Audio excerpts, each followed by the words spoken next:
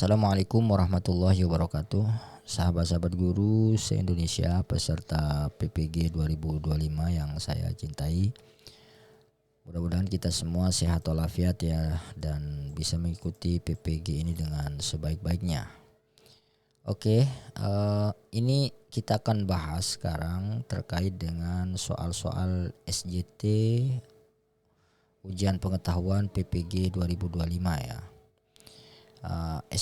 Kemarin di satu video yang sebelumnya itu udah saya jelaskan ini ya, bahwa yang disebut dengan SJT itu adalah Situation Judgment Test, kemudian pedagogic content knowledge. Jadi ini nanti akan menjadi pilihan ganda yang dibagi dua gitu ya.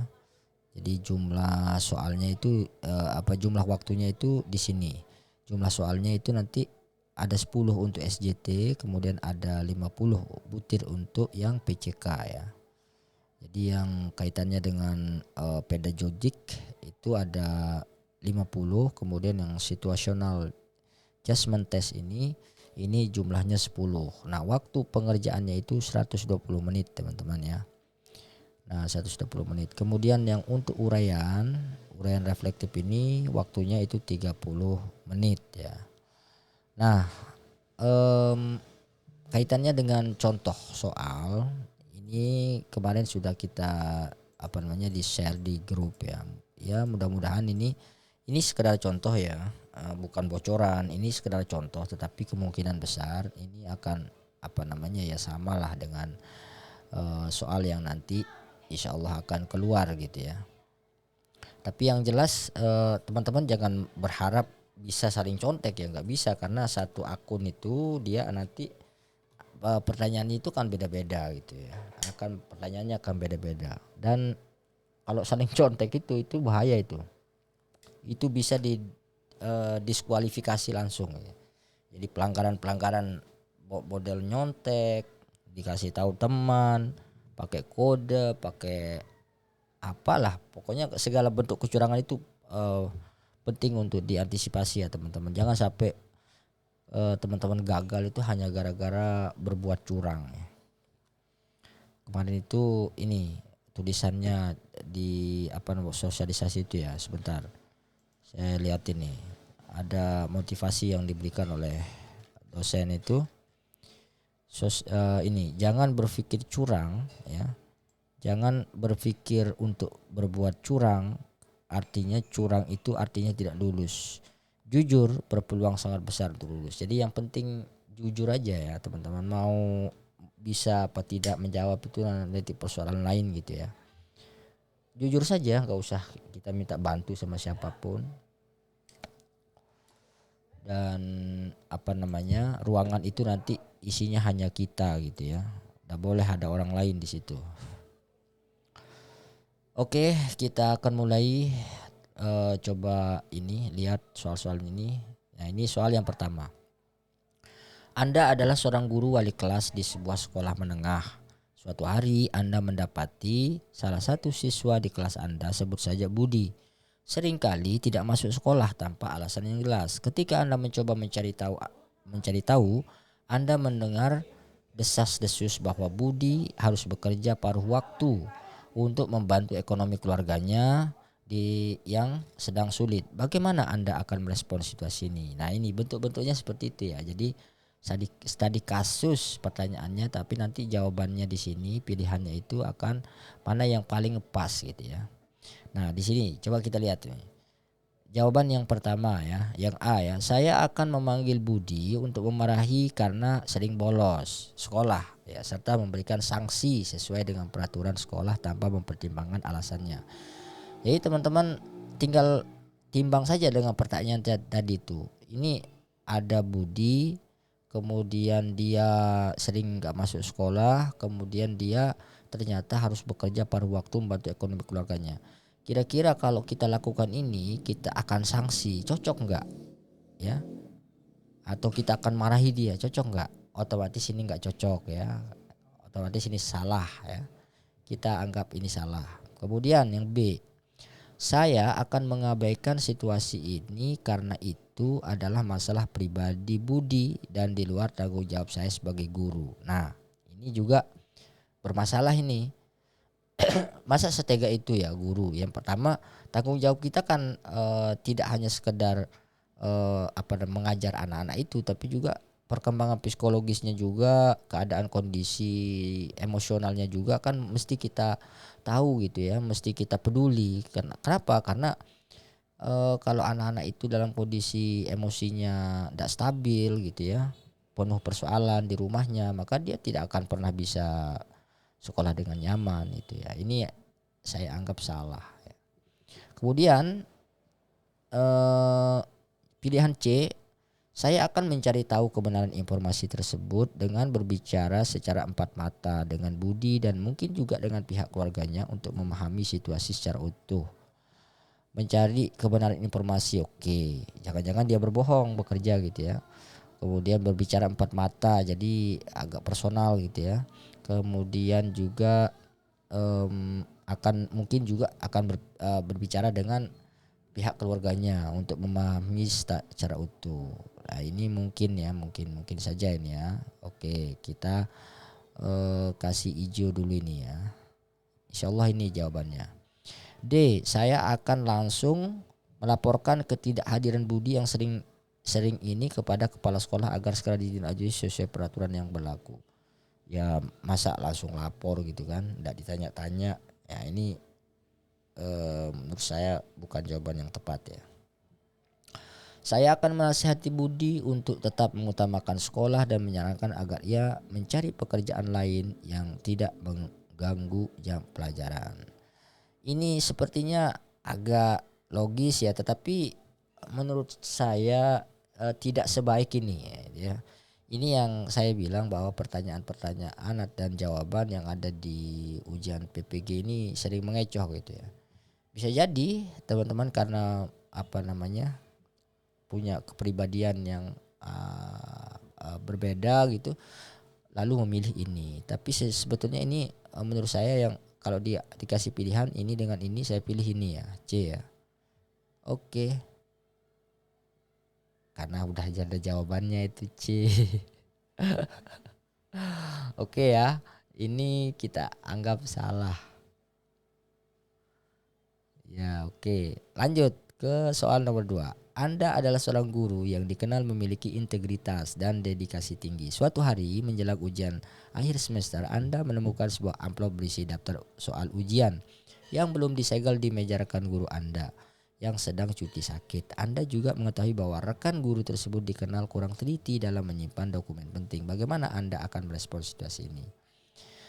Yang A, ya. Yang A, saya akan segera membuka amplop tersebut untuk mempelajari soal-soal ujian agar bisa memberikan bocoran kepada siswa. Ini jelas salah lah ini ya. Kemudian saya akan membiarkan amplop tersebut di meja rekan guru saya dan pura-pura tidak melihatnya karena itu bukan urusan saya. Ini juga terlalu apatis gitu ya. Ini mestinya dia jangan apatis gitu ya, paling tidak dia selamatkan gitu ya soal itu. Kemudian saya akan mengambil amplop tersebut dan menyimpannya di tempat yang lebih aman di kantor guru, lalu memberitahu kepala sekolah tentang keberadaan amplop tersebut setelah rekan guru itu kembali. Nah ini kemungkinan besar. Saya akan segera melaporkan penemuan amplop ini kepada kepala sekolah. Ya itu C yang benar ya, C yang benar. Ini salah, ini benar. Oke. Ini juga salah. Kita kasih merah. Ini juga salah. Oke. Itu udah ada jawabannya itu. Tapi sengaja saya bikin teman-teman penasaran ya. Kita belajar ya. Kemudian di akhir tahun ajaran, sekolah Anda mengadakan acara perpisahan siswa kelas akhir yang cukup meriah. Anda ditugaskan menjadi salah satu panitia acara.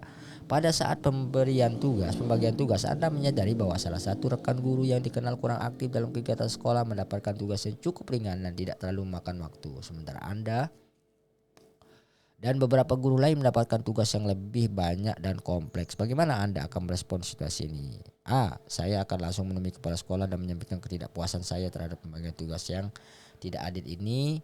Saya akan menerima tugas yang diberikan dengan lapang dada dan berusaha melaksanakan sebaik mungkin tanpa mempermasalahkan pembagian tugas. Lah iyalah ya. Kalau kita sedikit-dikit protes gitu ya. Ya kita di komunitas sekolah itu kan keluarga gitu ya. Ya udahlah kalau memang ditugasin ya udah terima aja gitu. Berarti di B ya. Saya akan mengajak beberapa rekan guru. Nah ini udah bisa dijawab lah ya. Kemudian yang keempat, di sekolah tempat Anda mengajar terdapat beragam siswa dari latar belakang suku, agama, dan budaya yang berbeda. Suatu hari Anda mendapati beberapa siswa dari kelompok mayoritas mencoba untuk mendominasi kegiatan ekstrakurikuler keagamaan dan secara tidak langsung mengucilkan siswa dari kelompok minoritas yang ingin berpartisipasi. Bagaimana Anda akan merespon ini? Pertama, saya akan membiarkan situasi ini berjalan apa adanya karena kegiatan ekstrakurikuler keagamaan adalah hak kelompok mayoritas dan tidak perlu dicampuri. Anggap salah ini ya. Saya akan menegur siswa dari kelompok mayoritas tersebut secara keras dan melarang mereka untuk bersikap diskriminatif terhadap siswa lain. Mungkin ini ya. Saya akan memisahkan kegiatan ekstrakurikuler keagamaan berdasarkan kelompok agama masing-masing untuk menghindari konflik. Ini juga kurang ya. Saya akan melaporkan kejadian ini kepada guru BK dan menyerahkan sepenuhnya penanganan masalah ini kepada beliau karena saya khawatir telah salah bertindak. Saya akan mengumpulkan semua siswa yang terlibat, menjelaskan pentingnya toleransi, menghormati perbedaan serta memberikan kesempatan yang sama kepada semua siswa untuk Nah, yang benar ini sebenarnya nih ya. Itu yang benar.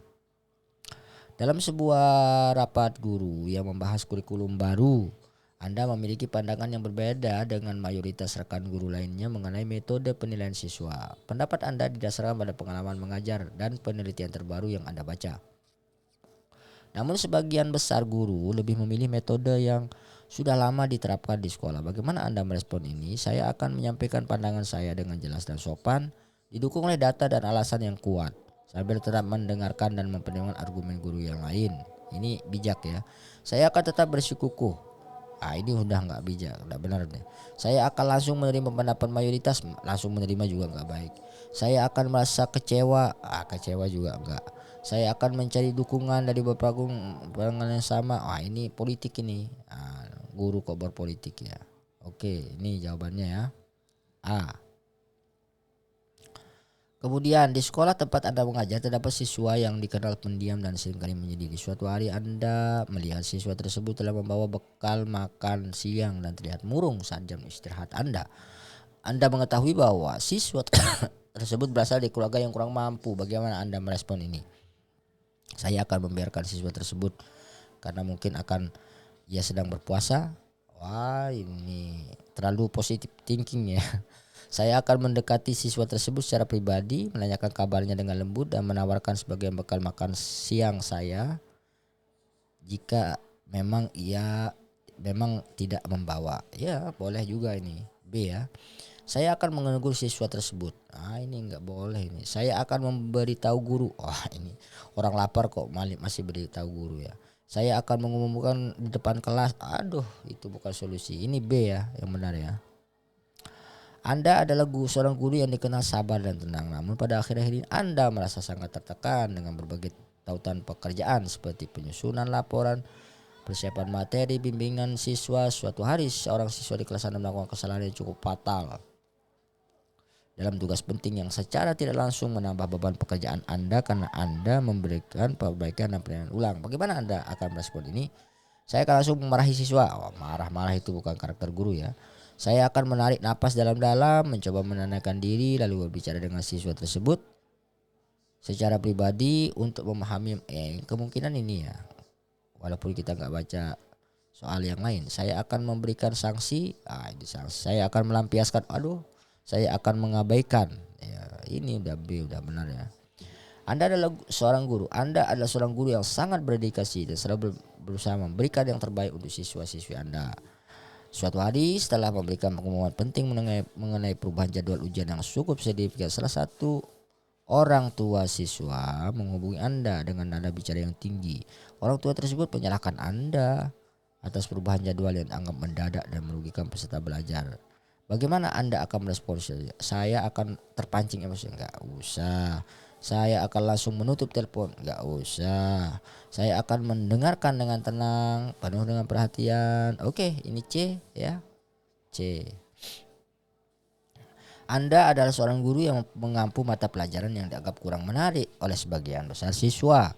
Hasil belajar siswa Anda dalam mata pelajaran ini cenderung rendah dan tahun ke tahun. Kepala sekolah menantang Anda untuk meningkatkan minat dan prestasi siswa dalam mata pelajaran tersebut. Bagaimana Anda akan? Saya akan terus menggunakan metode yang sama. Bagaimana menggunakan metode yang sama mau menghasilkan sesuatu yang beda? Gak bisa ya. Saya akan menyalahkan siswa lagi. Saya akan meminta bantuan guru lain yang lebih berpengalaman mengambil alih. Aduh, ini namanya putus asa ini. Saya akan melakukan analisis mendalam. Nah ini, udah bisa jawabannya ini. Saya akan fokus pada siswa-siswa yang memiliki minat. Anda adalah seorang guru mata pelajaran kewarganegaraan di sebuah sekolah kejujuran. Sekolah Anda sedang mengadakan program kebiasaan siswa, di mana siswa diminta untuk membuat produk atau jasa inovatif dan memasarkannya. Anda melihat salah satu kelompok siswa membuat produk yang berpotensi melanggar nilai-nilai Pancasila, misalnya mengandung unsur diskriminasi dan eksploitasi demi mendapatkan keuntungan yang lebih besar. Sebagai guru pembimbing kebiasaan kelompok tersebut, gimana Anda akan bertindak? Saya akan membiarkan, sudah nggak benar. Saya akan menegur siswa tersebut secara pribadi dan meminta mereka untuk mengganti ide produk mereka dengan alasan, ini nggak nyambung ya. Ini tadi kan keuntungan dia cari ya, keuntungan ya.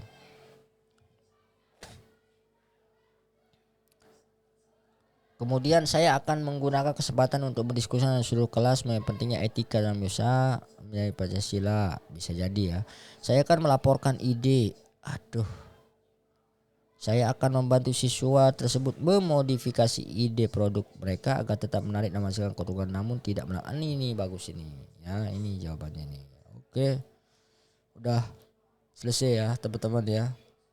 Kita lihat jawabannya. Benar apa tidak? Waduh, kok salah nih? Aduh, saya salah nih. Kok bisa? C.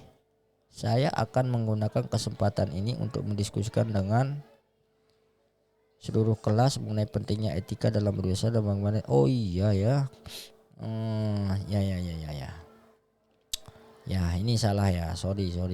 Salah saya. Satu salah. Ini D benar ya. Ini C benar. Ini B benar. Ini B mana B? Oh, saya lupa tadi ya. Ini juga A ya. Oke, sip. Ini B. Oke. Udah ya teman-teman ya. Nah, kalau teman-teman mau ini filenya nanti saya kirim ya di grup ya.